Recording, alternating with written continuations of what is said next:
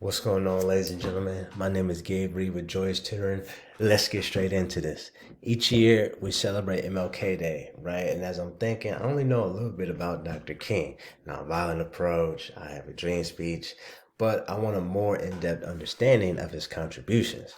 So one way that historians do this is we can read some of his speeches, primary sources. Let's analyze how he conveyed his ideas, his messages to others.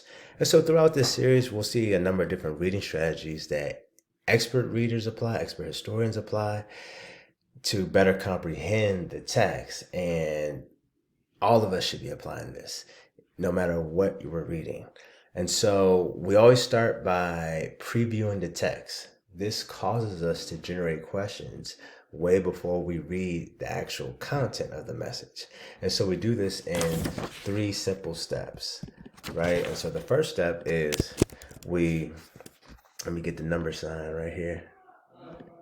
We preview the text features.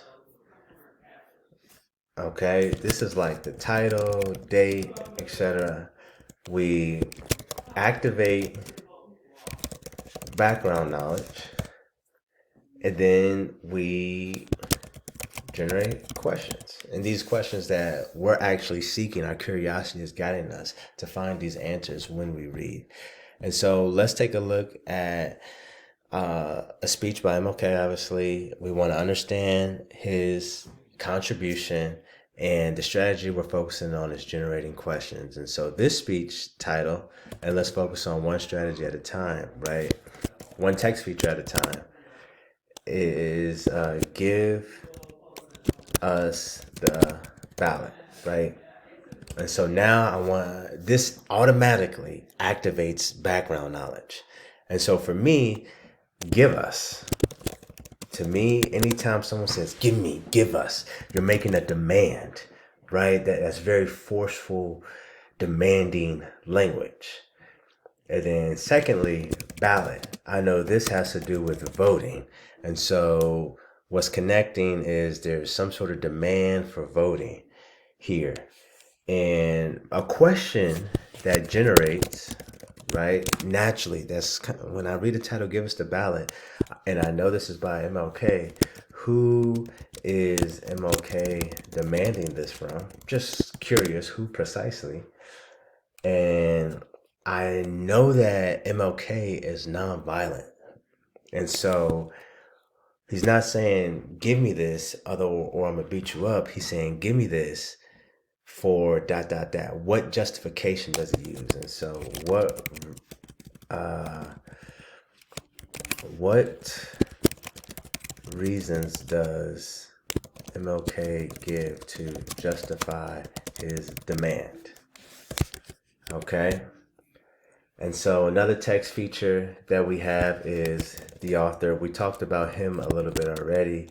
MLK, like I said, non-violent. He has a holiday speech. But what if that's all I know is a little bit what I was taught in school? That's perfectly fine. It gets activated. Okay. Not every text feature is going to generate a question. Perfectly fine.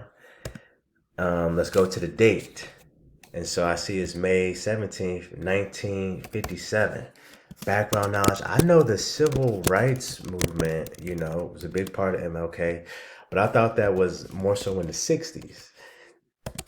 So now I'm wondering, when did the civil rights movement begin?